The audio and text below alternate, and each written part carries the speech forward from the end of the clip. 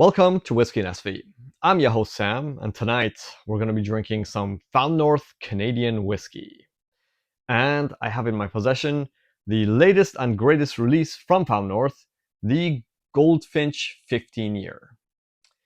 Now, this is the sixth release in their high altitude series, which is sort of their higher end collection. They do have a regular range that is now up to batch 11, and this is the fourth bird in the high altitude series. So the whole high altitude series basically is sort of their BTAC line, and it has a bird theme.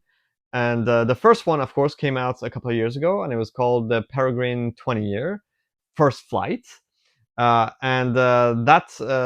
particular whiskey has now had a second release, which where they basically they did some additional maturation and changed the components slightly, and it came out as a 21 year. I think, well, maybe 9 months ago or so. The second release was the Helldiver, which I have here actually in this blind setting, which I'm going to do. And the third bird was the Hoverhawk, which has not had a second release. Actually, the Helldiver has had a secondary release. So this is the first flight that I have here, which is also a 15 year. The second release was a 17 year. The Hoverhawk first flight is also a 15 year. So yeah, I thought it would be cool to put all the 15 year releases up against each other to see how they stack up. Of course, the original Helldiver that came out was a combination of sherry and cognac casks, and it was known to be very, let's say, bold flavors. The Hoverhawk, I think, is also cognac. Oh, it was muscatel and new wood. So yeah, very different. And then the latest release is Sauternes casks. All basically wine influences, and it would be really interesting to see how they stack up against each other. So as you can see, I've already pre-poured these and let them air out for about half an hour, because we were advised that that's what we should do before tasting them to get the best experience. So I'm going to listen to that, and that's generally something that you should do with older whiskey anyway. So it makes good sense. All right, we'll put cap number 1 on the Goldfinch. We'll put cap number 2 on the Hoverhawk, and we'll put cap number 3 on the Helldiver. Right. So this is the first time actually that I was able to watch the media session, and it's super interesting. I really hope they do put that out for more people to watch, because it really tells you about like the whole blending process and how hard it is. The original brothers, Zach and Nick Taylor, they certainly are quite talented, but they have brought in actually a master blender called Sam Karachi, and they were just telling like everyone about the process of blending whiskey, and yeah, I think it's super fascinating. And so, as usual, we will nose them first, give some notes, taste, give some more notes, tell you which one I prefer, guess which is which, and then we'll do the reveal. First one. Mm.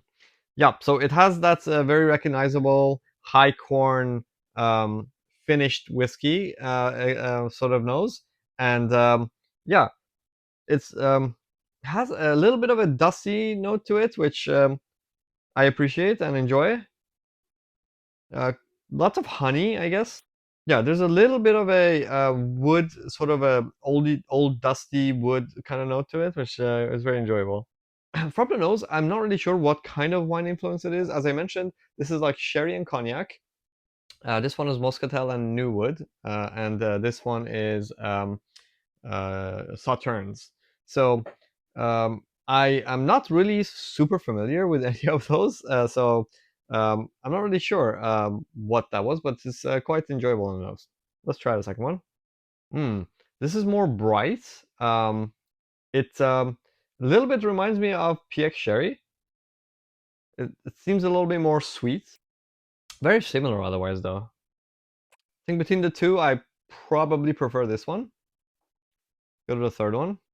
Ooh, interesting. This one is a little bit muted compared to the other two. It doesn't have as many sort of like sharper notes. I don't know if that makes it less characterful or easier to enjoy. Interesting. Okay. I'm gonna start tasting. I think so far I probably preferred the second one the most. Um, this was very interesting and old tasting, and this one is a little bit muted compared to that two, but they're all pretty great. Yeah, just a slight preference for this one. Okay, let's taste the first one. Ooh, that is a spice bomb. Ooh, nice. So, mm, it's still developing. Yeah. So yeah, this is quite a spicy dram. It has lots of sweetness at the start, and then the baking spices take over quite a bit. And then once those die down, you taste that like older cask influence, which is quite interesting. I'm not really sure. Again, I don't know the different wines that these were finished in. Fortified wine as this cognac versus sauternes, which is just like regular dessert wine. But overall, I wouldn't say this is a necessarily super sweet dram. There's quite a lot of spices. Um, yeah, very enjoyable. Um, sort of like full-bodied, oily, very mouth-watering. It's quite enjoyable. I like that a lot. Yeah, okay, let's go to the second one. Yeah, this is significantly sweeter than the first one on the nose. It does remind me of PX cast. Interesting. It's certainly a different profile. I wouldn't say a different profile. It's distinct, but yeah, the spices are less. It doesn't have quite the same aged wood notes there. It is more fruity though, definitely more fruity. It's surprisingly actually more astringent though. Yeah, um, there's a little bit of a drying effect to it, which is not what you would expect from the nose, because the nose is very, very sweet. So um, I would have expected it to be like a little bit, uh, a little bit less dry. Yeah, but yeah, it's still enjoyable. It's just, yeah, I'm not really sure what that is. Okay, let's go to the third one. Hmm. Yeah, this is like sort of a combination of the two. It's leaning more towards like the fruity aspects of this one, but yeah, let's see how it tastes. Yeah, I wish I knew my wines a little bit more. Um, that's quite enjoyable. I like the actually the palette on this the most. I felt it's the one that is like the least. It doesn't have the same astringencies as this one, and it doesn't have as as extreme spices as this one. So I kind of enjoyed it a little bit more. I think I need to go one more time and sort of like retaste everything before I can tell what I enjoy. But so far, I think I prefer this one the most. But let's see. All right. I feel like this first one is definitely like very, very bold and a little bit, maybe slight tad bit over finished. Um, it is quite spicy and it's very, very bold flavors. If I remember well, I shouldn't probably guess, but I remember Helldiver was the one that was like really, really like bold Finnish flavors. Um, yeah, it's nice, but yeah, maybe a little bit overdone, a little bit, slight amount. Okay, let's try the second one again. Yeah, this one has a little bit of a bitter wood note to it, which is okay, but it's not my favorite. Um, yeah, it's not even an astringency. It's more like a bitter sort of wood note, which yeah, it's not something you would expect from like Let me try it one more time. It's so weird because the nose is like the most mellow and sweet nose, and then the palate is got a little bit of a bitter wood note. Yeah, unfortunately, I have to say that this is my least favorite. because of that bitter wood note.